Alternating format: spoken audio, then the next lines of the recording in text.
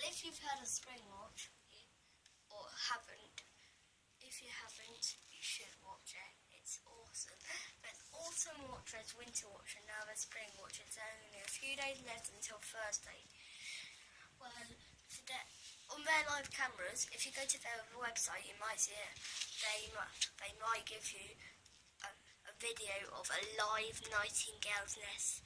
Isn't that exciting? But I'm going to tell you some information about the nightingales now.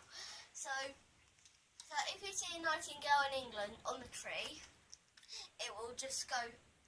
One day it'll fly away to Africa, 50,000 meters. It goes all that way, a long way to Africa, finds a tree in Africa, sings its song there, travels 50,000 miles back to England, finds its favourite tree and sings its song. But this is some other information about this book.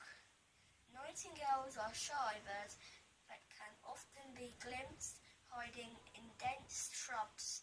The birds have a plain brown chest with a reddish-brown rear.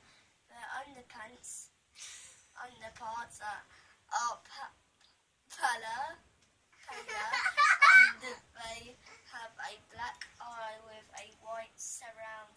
The young can be confused with juniper robins, both in looks in their delicate song, but the nightingales are more powerful and rich,